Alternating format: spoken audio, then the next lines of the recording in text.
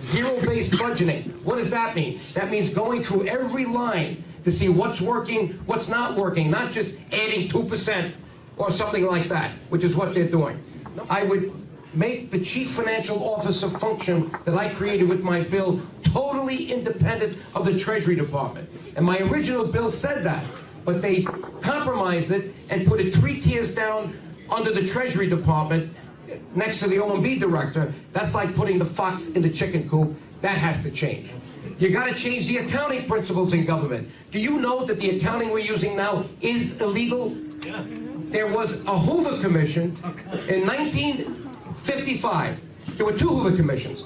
The first one was signed by Truman, the second one by Eisenhower, and they both concluded that the accounting system has to be the accrual basis for budgeting, not the cash basis. This is the system that the SEC uses today, called Generally Accepted Accounting Principles, and they gave Congress 5 years to implement it. It's still not implemented. Why? People have been duped. They've been fooled. They don't know about it, so there's no constituency for it.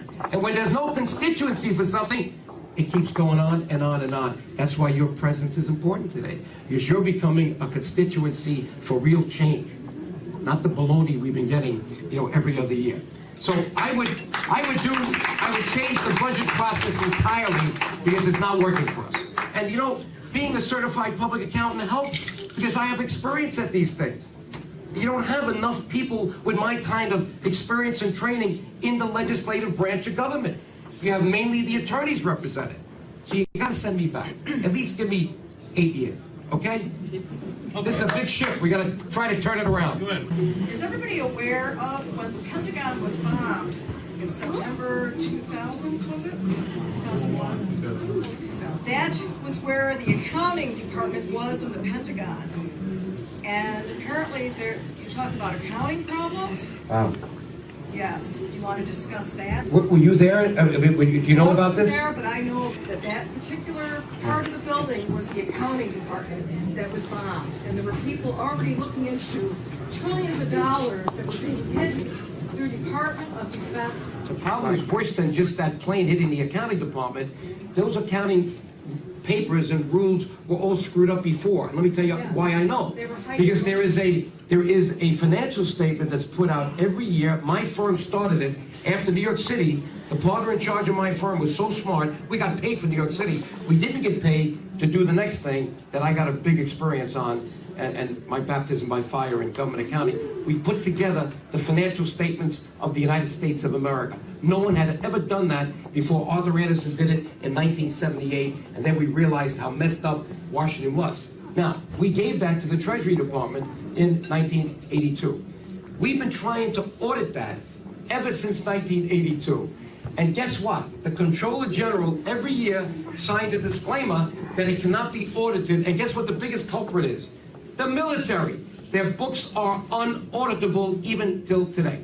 So even if those papers were there, you could not use them to get accountants in to figure out whether those expenses were right and the way they were recording in their books. Unauditable. You would think, why can't we change that? Because not enough people know about it. But if you want to get that statement, it's not advertised. It's 118 pages last year. I had to read it because I'm supposed to be an expert. God forbid someone asks me a question I don't have the answer. So I read it every year.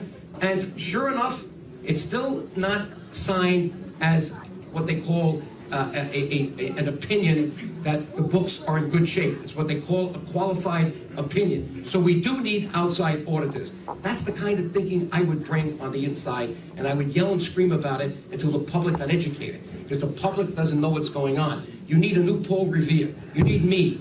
The tyrant is not King George III anymore. The tyranny is Washington. Yes, sir. Okay, so we're about 10 minutes over. You guys want to give it like 10 more minutes? Does that sound fair? You're not going to wear me down, but go ahead. Steve, go ahead, Mary. And then you. This is kind of a departure, but we need energy independence. Absolutely. All I hear from Congress people is we need to get to work on alternate sources. We haven't perfected them yet. We need to get to work on energy. And energy is our freedom and our security.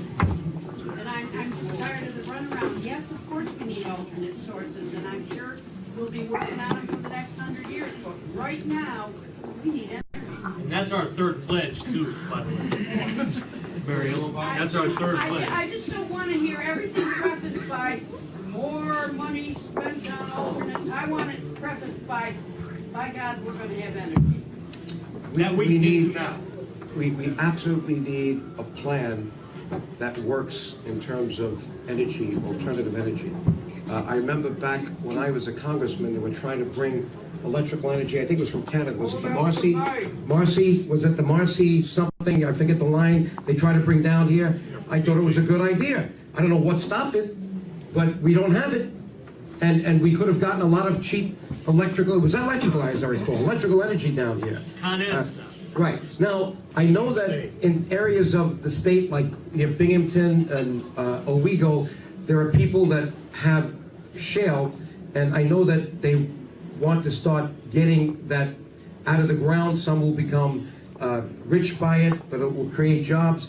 But we got to be careful, because if you saw 60 Minutes, the system they're using called fracturing is using chemicals like benzene that in some cases are getting into the water system. So we got to balance, development with our environment. We don't want to kill the aquifers for the next generation. But you're right, we should be doing a lot more. Look at Germany today, the incentives for solar energy. Now, we're in New York, so it probably wouldn't affect us as much as Florida and Las Vegas and Nevada, those states, but we're not doing enough for solar energy. We didn't do enough to have hybrid vehicles. General Motors had to go practically bankrupt before they realized they were making the wrong kinds of cars. What'd you say, Miriam? What'd you say? I don't think it's the government's job. I just want them to get the heck out of the way and let I agree with them you. come up with I agree with you, but you got to give incentives too. Clean coal technology. Yeah, absolutely. We're loaded with coal. You're right. That's another one. What about drilling? Drilling. I think it's time to do some drilling, even in Alaska, but we got to protect the environment. Again, it's a balanced thing. I mean, look at that tanker that's sitting off the barrier reef in Australia right now. If that thing breaks apart, you're going to kill one of nature's most precious things. So I think, yes, we can drill in Alaska, but we got to spend the money to protect the environment at the same time. We can't do it on the cheap. Following up her question, what about nuclear? What about the Second Amendment, and what would you cut to get the spending down, balance the budget? Okay, number one, nuclear, absolutely. I've always been for safe nuclear energy. The key there is we don't want any Chernobyls, meaning that we need standards, the highest standards in the way these things are designed. And those have to be controlled, not by states, that has to be controlled by another entity. But yes, we need much more nuclear energy. Look at France. Most of its energy comes from those safe nuclear plants. Second Amendment, well, look at my record. And that's an individual right I've always supported. NRA always supported me when I was running. What was the other question? What would you cut to balance the spending? What would you cut? How about the waste? Medicare.